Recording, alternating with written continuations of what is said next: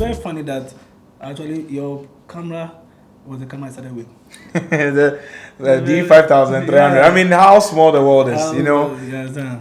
And had it not been this particular talk, I wouldn't have known that it was linked in that particular manner. And So, that's how so you interesting sold it the is. camera to Kwams. and Kwams sold it to me. To me. And that camera was my breakthrough camera. Wow. And today we are here. Talking about it. Very interesting, you know. Very interesting, very small. So see, I've actually admired your work since the first time I actually ran into your profile. Yeah, sure. On Instagram. And I mean, equally, a lot of people also talk about how good, how clean your visuals look like. And I mean, people would definitely want to get to that height. But if you are going to advise, let's say, a youngster starting out, people think that retouching is everything. You know that problem. A lot of people think that retouch is everything. When they start, they want to learn how to retouch. They want to learn how to color grade. Forgetting about how the image should even be captured, how it starts. How it starts. Can you talk about that just to get their minds sensitized in that manner? Yeah. You see, when it comes to photographing, you see, we have different eyes. Yeah. We have different creative minds. Yes. When we are focusing on a subject, we look at the subject from different perspectives. Yeah. So, knowing how to retouch in this our era is a plus. Yeah, it's a big plus to you. You understand? But you also have to know how to capture, how to frame your subject, how to direct your poses, how to create your images and stuff. So that when you come and then you are touching, you add the beauty to the art that you've created. Which even if you hadn't added, it will still remain a very good image. Because then you can have the image not retouched. Yeah. And it's still nice. It still looks because nice. of how you captured it and then the correct light bending process that you use. You understand? Yeah. For me, I think photography has got everything to do with lighting. Whether you are using natural light or you are using artificial light in the studio. It is everything about lighting. And when you understand lighting very well, your images will be pro. Yeah.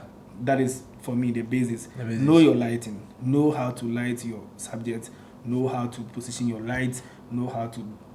which light should be harder than which one, and so on and so forth. It's all about you. You understand? If it comes to retouching, you know, sometimes people want to retouch like you. See, I can't retouch like me in the next 2 hours. The retouch that I'll do right now. When you give me the same image in the next 2 hours, I can't do the same thing I did. It wouldn't look exactly the same. So me, myself, I am not myself. The second time you try it out. Let alone someone else trying to mimic you. Yeah. You understand? And it's like that. So sometimes when most of my students, I tell them that, see, you don't need... I don't have to hold your hands and then be doing this with you. All you need to do is to watch. And even if you have questions, you can also ask. Yeah. Because when I am retouching, I am in a mood. Yeah. I am in a different creative world. Yeah. Where I am trying to come out with something. You understand? When I leave there, when I come back with another, let's say even the same image, I won't be able to enter that same mood again. It will be a mood. Will be different. Even how you perceive the picture, and the options and even your physical daily life. Let's say what happens around you in the daily life. Let's say somebody upsets you. All these things affect how you retouch. If your wife is disturbing you, your girlfriend is disturbing you, you have family issues, all these things will affect your mood in retouching. Yeah, it's important. It is, and so before you retouch, you need to have a clean and safe, a right state of mind. The right state of mind. Yeah. Then you can be very creative. Yeah. You need to, that's why people retouch with music. Some with food, they'll be eating and they'll be retouching because that's when they are happy. Yeah. You know, you need to set that mood. Don't chase after wanting to retouch like me. Get the process. Yeah. Understand the process. Understand what is happening. Yeah. If it is frequency separation you are using, understand why it is so. Yeah. If yours is the frequency separation using the laser tool, if yours is using the mixer brush, whatever you are using, understand what you're doing. Yes. And then follow it. Yeah. And in the end, you're going to have developed. You understand? So it doesn't come one day. Don't expect to pick up pen and then touch one day and but you have the hang of it. It doesn't work like that. It's gone down for a very long time with different skin tones, different models before I was able to even like get to where I am in the level of retouching. Trust me, hands down. If we say, oh, let's all stop whatever we're doing, we are retouching, bro. We all go score there. You understand? If they say, hey, let's retouch, we all will go score there. Me, I don't think somebody retouch more than someone. Sometimes on some group pages when I see people bring their images and ask for the views for the reviews, and then some people give some reviews. I just don't understand people. Yo, creativity is very versatile. Yeah, I mean, photography has evolved. It has changed. I even did this video after seeing this comment on one of my past works. That was in last year. I shot this model who came down from South Africa. She came to do this outreach. So she needed pictures and videos. So I opted to help her out. In return, she modeled for a photo shoot that I conducted. And do you know something? I wasn't supposed to use a flash. But I ended up using it because it rained and a lot of things, stalled us. So we didn't have a natural light to use. So I shot with a flash and I had just one flash. And I could still shoot with it. And in the end, I was happy with the images. I sent it to the model. She equally liked it. And this model is actually Miss South Africa 2014. So she's someone who has shot with a couple of photographers. And after seeing those pictures, she was amazed. She loved them. Someone commented on that video, that photo shoot that I did, saw me using one flash, and the person commented that I should have used another flash to, bounce from the background so that she's separated from the background. It's not that I don't know, but I didn't use it, and that doesn't stop me from taking pictures and making it look good, even though I'm using just one light.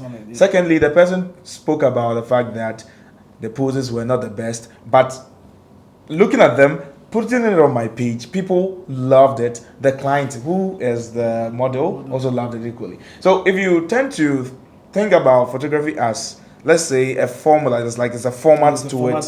Follow. You're getting everything wrong. You're going to get it wrong. You're getting everything wrong. And you wouldn't be able to, unleash the kind of creativity that you have. So you become very static. Static, and it's always constant. You don't grow. But there's always a pattern you want to follow. And if you know the rules, you know the principles, you can find a way to maneuver and even evade and break them. Frequency separation, micro dodging, it is just which one you are very comfortable with. Yes. I can say the whole of this week I'm doing micro dodging on all my your images. Even if it is wedding, I'm in the mood to do micro dodging. Even if it is wedding, I'm in the mood to do that. Yeah. I can just pick a client image and I'm doing micro dodging. Yeah. You understand? At the end of the day, I realized that micro dodging being frequency separation, you arrive at the same place. Yeah. The same place. You just use two different routes. Yeah. But you arrive at the same place. So which one is faster? Frequency separation. If it's frequency separation for you, because some person, there can be time I just want to do micro dodge and bend throughout. Yeah. You understand? Because of maybe, I don't know, I'm in the mood. You understand? I just want to do that. You understand? So if you don't know how to do that, doesn't mean your work can't be good or your work can't be great. Yeah. There was a point that it was in the group chat and some photographers were bombarding the young ones who doesn't know how to do the micro dodge and bend to make it look like to retain skin tones as if you don't know how to do the micro dodge and bend, then you're not part of greatness. Wow. Micro dodge and bend came in 2014. Now we don't know frequency separation safe. Way back, because I saw a video of micro dodge and bend. The tutorial was done in 2014, and I'm sure by then it has already even been there. Yeah, before that 2014, let alone we knowing. Why are you going to, or why are you trying to make the young ones feel without micro? They're not part of it. Without performing the retouching with micro dodge and bend. If you're not doing that way, they are missing out. And we are not part of greatness. Let us know what works for us and stick to it. Yes. So coming to your studio, you have a studio, you shoot multiple times in a studio, you've had a lot of experience working in a studio. Starting out, what do you think are the first few equipment that you should get for yourself when you want to start out? Building a studio. I mean, for the studio, I mean, you have the space. Yeah. Definitely. So once you are trying to shoot in the studio, at least your 3 light points there, you shouldn't miss it. At least your 3 light points, you shouldn't miss it. If you're not able to even, I mean, the AD600 and the rest are a bit expensive, but we have other studio lights that you can also use. And you can start with speed lights. You know, you don't necessarily have to buy the expensive ones. Those ones that do HSS. You can even buy the Young No. Because I realize I am very good at natural light, like no matter what. Because those days that we were shooting, money not there for the strobes, Jimbe and things. Yeah, Jimbe, I remember. Jimbe 600 or something. I mean, those money days. Not there for those things. Yeah. So we're all about the sun. Yeah. So when the sun is on, we are happy. Yeah, I mean, free light for everybody. Free light for everybody. Here lies the case. I mean, we have the chance to do this. So at least your 3 light points. It's very important. You know something? I used to shoot a lot of artificial lighting. When I got my 8600, I would never shoot photography without it. Until one day, the bulb fell out and got broken. So now it was either I buy one or I resort to, let's say, my other speed lights. But this time I couldn't get the results that the 8600 was giving me because my speed lights couldn't overpower the sun. Yeah. So if that's the case, then I still should shoot, but I should look at other options. Yeah. Then I started shooting natural light. Even though I didn't enjoy it before, I could understand some things and even how to reposition the model, where the light is coming from. And here I was learning how to even shoot under harsh light, harsh lighting conditions, you know, because a lot of photographers tend to run away from harsh lighting. They want to stay get your model under the shade when the lighting is all gloomy and all flat. Sometimes even if I'm using the strobe, sometimes I don't even want to use a modifier. I want the hard light. Bare bulb. Yeah, I saw that during the photo wall. I saw you shooting with a bare bulb. With a bare bulb. I sometimes enjoy the harsh light. And to enjoy some shadows as well. Some people even think that getting shadows in a portrait is wrong. Which is funny. I mean, photography, there's no one way to photography. I mean, like, it's the results. The results is there. You know what you're looking for. When you get it, you're good to go. Whoever thinks it is wrong, well, let us all stick to whatever we are doing. But at the end of the day, let us appreciate each other's work. There's too much of this person's work is not nice, and so I mean there could be some step backs as time goes, and maybe one gig he didn't do it to expectation that we all know him to be like that person who delivers, so we can say, oh bro, this one it looks like a downgrade of what you're able to do. You're able to do what happened. Maybe it was just one of my bad days. You understand? It can happen. I mean, let us not be all about and this person is good and this person is bad. It's actually dividing our industry, and I mean it's not a good thing for us. We don't even have an industry, so we just it's a problem. Trust me. Because you shouldn't see this as a competition. No. I mean, it should be like a fraternity, a brotherhood. Exactly. So I mean, for me, sometimes I go on a gig or maybe I'm talking to a client, and the client will be like, oh, we want you to shoot alongside this photographer, but he's hesitating. The moment you hesitate to shoot alongside me, bro, I know you're scared. Yeah, you're intimidated. That's it. They're scared. It shows that you are weak. I mean, you don't believe in yourself. I don't care the number of photographers on board. I'll still deliver my thing. Because in the end, our styles are going to be different. You understand? I don't care how many photographers are on the gig. I'll still work. So the moment you establish the fact that I wouldn't play the gig because this photographer is on board, or I wouldn't shoot because this photographer is on, you are scared of me. Yeah. It makes you a loser, actually. Yeah, you're scared. Well, you don't know what you would have learned if you had worked with this person. I mean, I've shot with a lot of photographers alongside, hand in hand, and sometimes we even exchange strobe lights. I can hold lights for him, and then he'll shoot, and then he can hold light for me. I mean, that is how it's supposed to be. And the relationship we'll definitely go on. You from understand? there. Sometimes like you Stays. know what, copy these files for me. Let me also copy these files for you. Let's I mean, it is still the same client. It is. What are we fighting over? Doesn't make sense. So what will be your final words, actually? I mean, you've said a whole lot and we've learned a lot.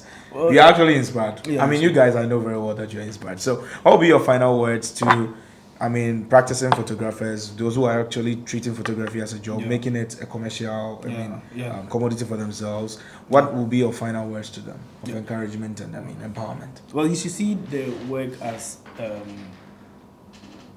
there is a profession. Yeah. Like you go to a doctor, you go to a pharmacist, or you go to any professional entity. There is a profession.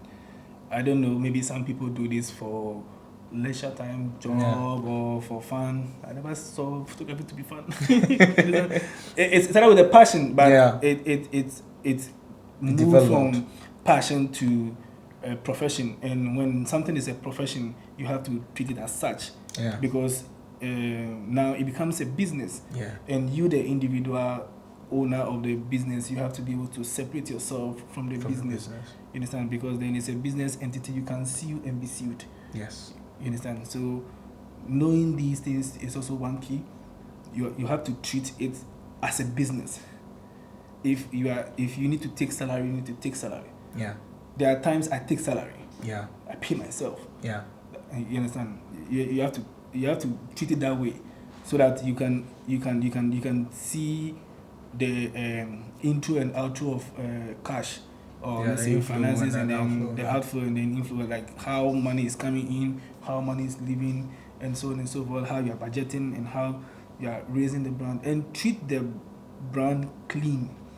I said treat the brand clean. You know, sometimes, this work is our clients are mostly female dominated. Yeah. And there are a lot of females that you come across, and you really need to prepare yourself for these kind of things. Temptations will come. You can't do away with it. They will come. Yeah. You understand? But you need to understand and treat it as a profession. Yeah. So you have to be very professional about it. You understand? Yeah. About it, because then you can't miss work with pleasure. Yeah. The moment you start missing the two, you find yourself wanting. Yeah, definitely. And most photographers that has fallen. Most photographers that has fallen. If you check, was women. Yeah.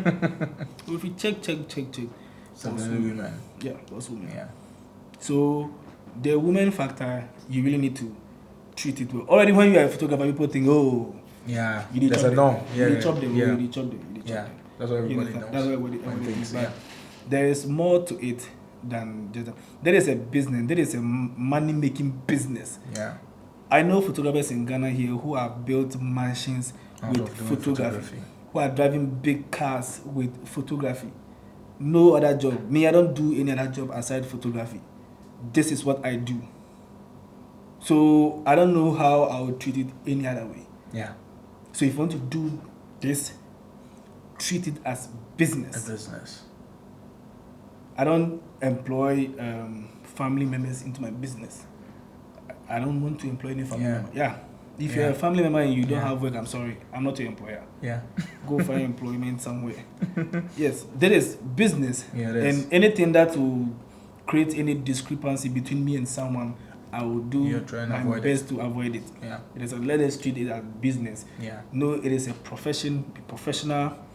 As your brand keeps growing, make sure you change some moods. You know, in an argument somewhere, someone said that the photographers who are on Instagram or social media, they are doing minor photography or they are doing micro photography. He said it very, very blunt, and that was like an insult to intelligence of all photographers that are on social media. Do you understand? Social media has come to stay. Yeah, it has. So make sure you are also there. Yeah. If another thing comes to stay, we'll go there too. Yeah. Be present. Yeah. The system is changing. Change, move with it. Like also be part of it. So you can stay with it. Part of it so that you can stay with it. If you think one niche is not helping, change your niche. Find out what your client base wants. and do it, because that's where the money will come. True. If maybe you're not taking your retouching job seriously, now everything is about retouching. Yeah. So if you even need to pay money to be taught, pay. Because free things, are not. you won't even value it. They wouldn't be. You understand? But if you come to me and you pay and I'm teaching you, whoosh. Yeah. You can't tell me that I use all my money to buy 5D Mark IV, so I don't have money to you used all your money to buy 5D Mark IV, but you don't know how to use the 5D Mark IV. Let alone make money out of it. So how are you using it? Yeah. We need to learn to invest in our craft. Yeah. Need to learn to invest. I used to follow people. I go and hold. Not everybody will allow you to follow him. You understand? No. So you have to be very, very close to the person for the person to allow you to follow him. Yes. You understand? Yes. But now you get the chance to go on workshops and things. You have friends, studios are open to you. Make use of these things. Yeah. Also, the moment you have a business, register it. Yes, important. Register your business. Make sure that your business is registered. If you have the chance, get a lawyer.